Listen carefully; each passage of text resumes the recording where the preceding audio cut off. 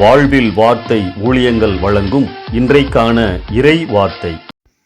நம் ஆண்டவர் இயேசு கிறிஸ்துவின் இணையற்ற நாமத்தில் வாழ்த்துக்கள். கர்த்தருக்கு பயந்து பரிசுத்தமாய் அவருடைய பாதையில் நடப்பவர்களின் மனதில் இந்த விதமான எண்ணங்கள் வருவதற்கு நிறையவே வாய்ப்புகள் உண்டு. இந்த உலகில் துன்மார்க்கர், அதாவது கடவுள் பயம் இல்லாதவர்கள் நன்றாக வாழ்கிறார்களே, அதுவும் கர்த்தருக்கு சாட்சியாக வாழ்வதினால் சில இழப்புகளையும் சந்திக்கின்றவர்களின் மனதில் இந்த சிந்தனைகள் அதிகமாகவே வருகிறது. இந்த சமயங்களில் கர்த்தருடைய பிள்ளைகள் எப்படி நடந்து கொள்ளுவது? பிரசங்கி 8ஆம் அதிகாரம் 11 முதல் 13 வசனங்களில் நாம் இதற்கான பதிலை பெற்றுக்கொள்ள முடியும்.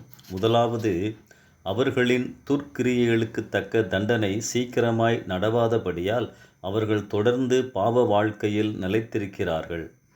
கடவுள் பயம் இல்லாமலேயே நமக்கு ஒன்றும் தண்டனை வராது என்று உணர்வில்லாமலேயே வாழ்கிறார்கள்.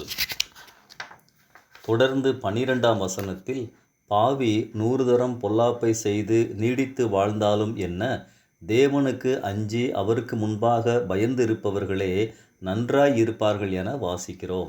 ஆம், கர்த்தருக்கு பிரியமாக வாழ்பவர்கள் நன்றாய் இருப்பார்கள் என வாக்குத்தத்தமாக கொடுக்கப்பட்டுள்ளது.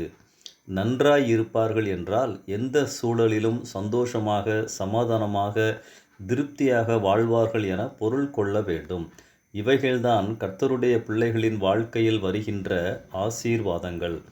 எல்லாவற்றிற்கும் மேலாக கர்த்தர் தம் பிள்ளைகளோடு வாசமாய் இருக்கிறார், வழி நடத்துகிறார், பெரிய நம்பிக்கையை நம் வாழ்வில் நமக்கு கொடுக்கிறார். பவுல் மனரம்மியமாய் இருக்க கற்றுக் கொடுக்கிறார். துன்மார்க்கருக்கு இந்த நம்பிக்கை தரிசனம் கிடையாது.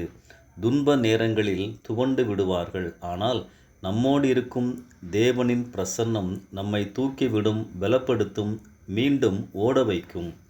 அன்பானவர்களே, இந்த விதமாக ஒப்பிட்டு பார்க்கும் நேரம் வரும்போது இந்த உன்னத தரிசனங்களை மறவாதிருப்போம்.